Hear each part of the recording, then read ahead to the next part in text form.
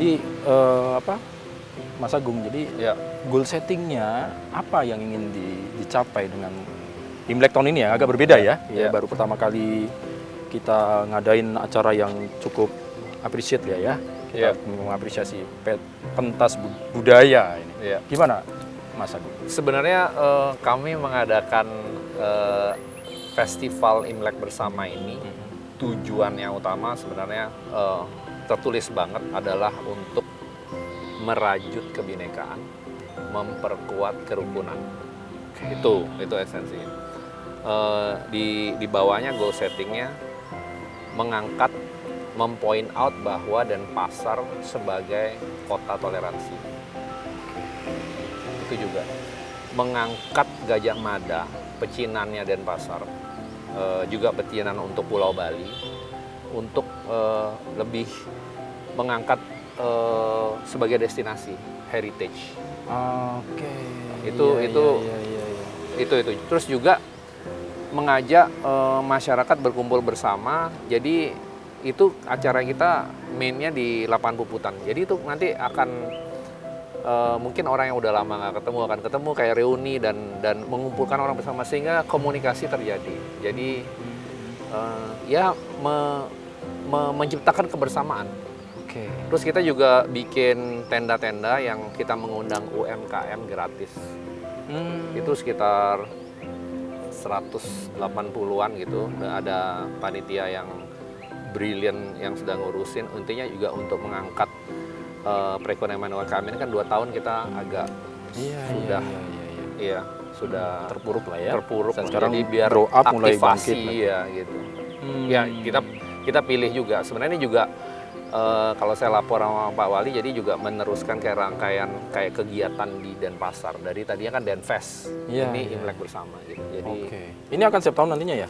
Mudah-mudahan ya. Mudah-mudahan dan ya semoga bisa jadi tahunan. Sebenarnya Pak Wali ingin ini jadi tahunan dan saya semangat juga diberi semangat demikian. Jadi kita bilang tadi ini sebagai kick off, mudah-mudahan ke depan bisa jalan terus dan impact-nya lebih besar. Nah, saya kembali lagi kepada bagaimana peran inti di Mas Agung ya, kan ke depan dia menjadi lebih adaptif, kemudian dia menjadi mungkin ada pemikiran-pemikiran liar yang dibuat oleh anak-anak mudanya untuk membangun Bali, untuk tetap menguatkan Bali. Akhirnya juga nanti akan membawa nama Indonesia, karena Bali tidak pernah lepas dengan internasional ini nama Bali. Ke depan mau seperti apa, Mas Agung? Kembali lagi maksudnya ke acara ini sebenarnya juga bagian lebih kegiatan anak muda ini kan acara ini. Ada Cheongsam, ada lomba fotografi, ada lomba karaoke. Jadi ini juga suatu media untuk mengajak anak-anak muda untuk bisa berpartisipasi dalam kegiatan inti atau sosial kemasyarakatan ini. Itu juga trigger magnet yang ingin kita ciptakan. Oke, jadi memang ini melibatkan banyak anak muda dan lebih milenial kalau bahasa sekarang ya. Dan itu terbuka untuk komunitas-komunitas lain ya. Kalau nggak Nusantara ini kan berarti kan banget. Tidak cuma Tionghoanya maksudnya. Jadi dalam perjalanan ini saya ke berbagai komunitas untuk mengundang dan mengajak terlibat acara ini dan terlibat. Dan Astungkare, puji Tuhan, banyak sekali yang semangat. Salah satunya misalnya Forum Komunikasi Paguyuban Etnis Nusantara itu semangat. Jadi ada yang kontribusi reok, ada kontribusi pakaian daerah. Jadi itu berbagai etnis Mas. Maksudnya ada Jawa Timur Mas, ada Jawa Tengah, ada Paguyuban Kediri, ada Jawa Barat, ada Persatuan Batak di Bali. Jadi I feel terharu, positively semangat sih. Benar-benar. Jadi ada sinerginya tuh kelihatan. Dapat banget. Terus saya berbagai komunitas ya. Tentu Bali saya ke sesepuh-sesepuh di Puri, di beberapa Puri di Denpasar. Jadi mereka terlibat dan sangat antusias untuk ikut mensukseskan ini. Jadi kayaknya mungkin efek 2 tahun break ini dan ini kayaknya kok budaya dan welcoming itu jadi kayak pintu masuknya ya. Iya, kayaknya mempererat semuanya ya. Iya. Diversity unity itu tadi. Iya. Nah, Bigung, pertanyaan mungkin yang terakhir ini ya.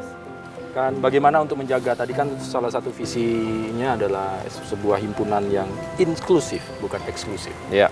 Nah ini ke depan apa yang menjadi mempertahankan supaya ini kita inklusif loh, biar masyarakat juga lebih memahami inti sebenarnya. Jadi sebenarnya apa yang kita lakukan, kita tentunya state bahwa kita ini inclusive and open, tapi lebih cara kita berkomunikasi by melakukan dengan do, invite, do. Sebenarnya kan ada kata-kata action speak louder than words ya, tapi maksudnya kita berusaha ini. Contohnya acara Imlek bersama ini menunjukkan action kita untuk merajut kebinekaan, itu sih sebenarnya. Jadi lebih ke action untuk merangkul. Oke. Itu sebenarnya inklusifnya. Inklusifnya ya. Di Agung, kemudian apa harapan dari seorang ketua inti yang baru untuk inti ke depan dan juga untuk kemajuan Bali? Silakan. Oke. Harapan saya dengan rendah hati untuk keluarga besar inti untuk bersama-sama berpartisipasi mensukseskan acara kita, khususnya acara Imlek bersama ini, karena the first and yang cukup something yang tujuannya untuk mengangkat Denpasar sebagai kota toleransi, Gajah Mada sebagai pecinan Denpasar, dan kita mengangkat heritage destinasinya Gajah Mada.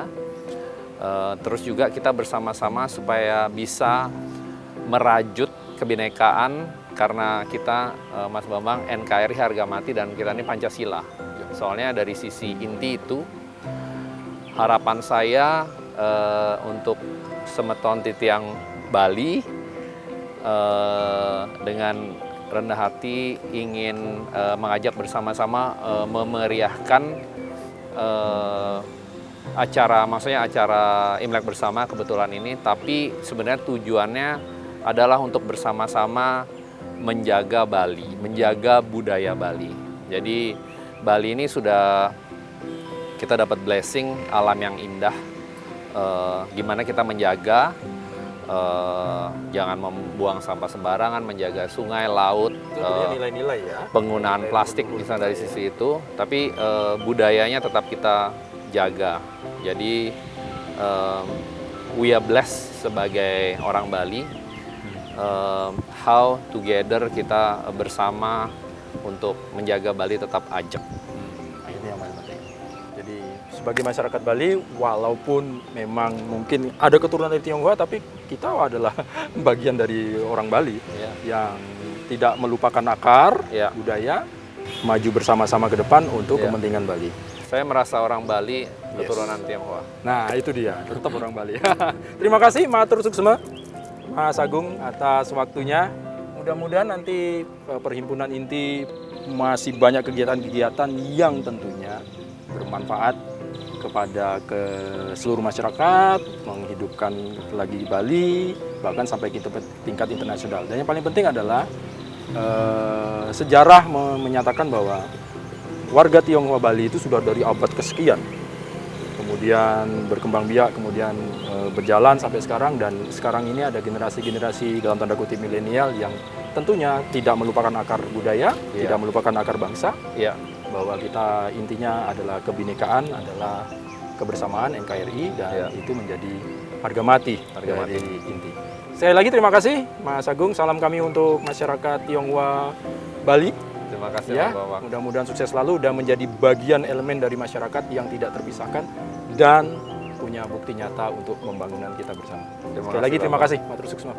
Nah saudara, demikian tadi perbincangan kita terkait dengan bagaimana warga Tionghoa Bali yang kita tadi sudah berbincang dari awal terkait awal mula dari abad ke-12, 13, kemudian zaman Belanda, kemudian mengisi kemerdekaan sekarang dan sampai dengan hari ini.